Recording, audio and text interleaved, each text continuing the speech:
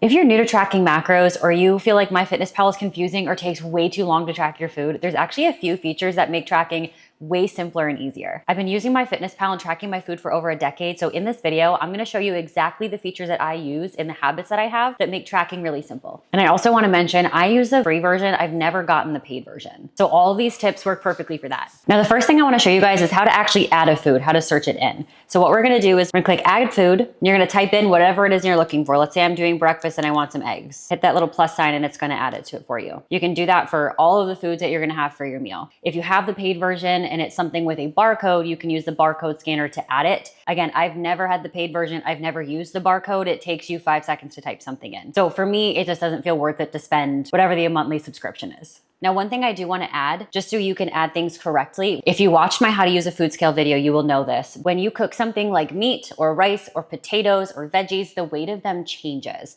whether it's absorbing the water or cooking the water off. So just make sure that you specify chicken breast cooked or jasmine rice cooked if you are weighing them cooked. Now, another feature that's super helpful, if you eat the same meal over and over, like myself, I'll find a meal, I eat it for a while just because it works and I love it. You can actually create it as a meal option in MyFitnessPal. So when you click it, it'll auto-populate the entire recipe for you, so you don't have to keep retyping everything. So we're gonna go into add food, my meals, create a meal. Let's make some protein oatmeal. So we're gonna go with some protein powder. We're gonna add some oats, some blueberries for some nutrients, some almond butter for some healthy fats. You can even add a photo of it if you'd like to, or press save. And then when I go to log my breakfast, add food, my meals, that protein oatmeal is right there, log it, and it auto-populates the whole thing in there for me, super convenient. Again, really helpful if you eat similar things every day, which I absolutely recommend if you wanna make eating healthy and for your goals simple, because then you only have to grocery shop once, prep your food once, and plan it once. But the next week, if you want something different, you can rotate those meals out. Okay, now the next thing, let's say you are making dinner for the family or just more of a recipe,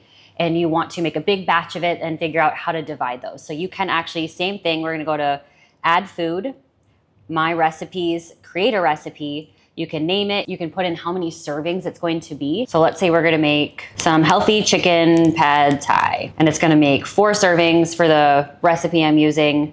Then I'm gonna add ingredients, and I can search and add in everything that's going to be going into my recipe, and we're gonna save it. And then again, when we go to add food, my recipes, the chicken pad thai. This took the entire amount of everything I put in and put in just what 1 serving was, because remember I said that it was gonna make 4 servings. So this is just gonna log the 1 serving for me of that recipe that I made. Now, my favorite feature that they added is this edit button in the top left-hand corner. So you click edit up there. You have to already have food logged or it won't show up. You can click select all and select your entire day of eating. You could deselect certain things if you want, just certain meals. And then what you can do is either in the top right-hand corner, you can either delete if you want to delete the entire day and just redo something different, or you can press copy and you could copy the same thing to tomorrow if you know you're going to eat the same meals tomorrow. Make it super easy. I love doing this when I plan my whole week out on Sundays. I know what meals I'm going to have which days. Also helps me with my grocery shopping and what I need to prep. The other option, if you decide this meal that you have is going to be one you're going to eat often, if you click it, you can click save meal, and again, it'll take that whole thing and make it a meal saved for you. So many features to make tracking super easy, especially if you eat similar foods. It removes that extra time and that decision fatigue, so it's much more simple to stay on track. Something else that I think is important to understand is that you can adjust serving sizes. So for example, with my protein powder, maybe I don't want the full scoop. Maybe I only want 20 grams of the protein powder, because that's as much as I need to reach my goals. When it says serving size, you can click it and you can decide for this protein powder, it'll be a scoop.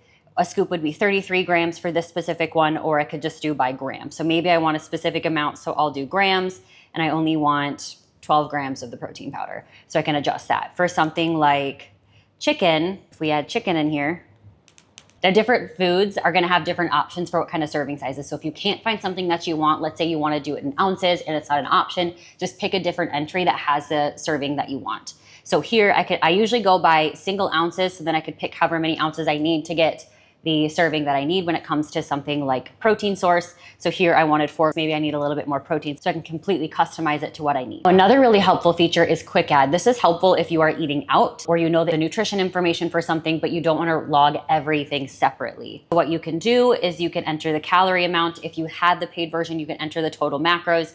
Otherwise, I would just enter the calories so you can ballpark that. A tip that I give all my clients is if we're eating out or it's a day where hitting your macros is not going to be as realistic, at least get as close to your calorie goal and as close to your protein goal as possible. So let's say this is 350 calories for whatever I'm eating out, log it, and then it added that as an option for me. So it added to my calorie target so I could stay on track. However, a lot of restaurants actually have their nutrition information in MyFitnessPal. Luckily, it's got a very, very big database. So for something like Chipotle, any chain, a lot of them are already in MyFitnessPal or they have their nutrition information online. If they're already in MyFitnessPal, it's really easy to just search up so you can track exactly what you had. A lot of restaurants nowadays make it very, very easy to eat out and still stay on track with your goals. If you're not eating at a chain, let's say it's like a local restaurant, they don't have their nutrition information available, just make the best possible guess that you can. Let's say the burger that you're getting is very similar to the Red Robin's burger that you usually get. Just add the Red Robin's burger. If it's off by a little bit, it's okay. And if you feel overwhelmed trying to look through all of the options and figure out which one is closest, my best advice is either looking at all of those and finding one that's in the middle, because if one is way higher in calories or way lower in calories, and your meal doesn't look like it's way smaller or way more decadent than normal, just pick the middle option. You also can use resources like ChatGPT or just Googling it to get some advice of how you can best track something. There's so many great resources available now, and we're not trying to be perfect. You'll never be perfect with how things are with if someone else is making the food, even if you make it at home, what's on the label, it's always gonna vary a little bit. Your body doesn't need precision. It's not a robot, is what I tell my clients. We're just trying to get as close as possible and be consistent with that. Now, to stay consistent with using MyFitnessPal, a lot of people aren't consistent with this because they either don't understand these tips to make it simpler, or they don't have habits and ways that they go about it that makes it easy for them to use. So I always encourage to pre-log your day of eating if you find during the day you're way too busy to go in and log as you eat or after you eat. Especially if you log it after you eat it, it's gonna be a little bit harder to hit your goals because you already ate it, you can't change it. And if you realize, oh my gosh, that sent me way over my target for the day, you can't do anything about it. But if you pre-log it first, you'll see that, and then you can adjust your day to make sure that you can still be successful in hitting your goals and getting your body what it needs. A lot of times at night, I'll pre-log for the following day. It takes me maybe 5 minutes. Again, with all these tips, it's super fast. Or if I wanna do pretty much the same meals for the week, maybe I have my training days and my rest days, 2 different meal plans that I make for the week. I can add those all into MyFitnessPal with that edit, copy, paste feature. And then all week, I don't gotta think about food when it's time to eat. I just look and I already have that perfect plan in place that my past self made. So I get to enjoy the food that I have and make sure that the amounts and the meals that I have serve my body and my goals best. Something else that you may have noticed is that my meals don't say breakfast, lunch, dinner, snacks. They say meal 1, meal 2, meal 3, meal 4, meal 5. I intentionally did this because for me, I typically eat 4 times a day, maybe 5 times depending on the day.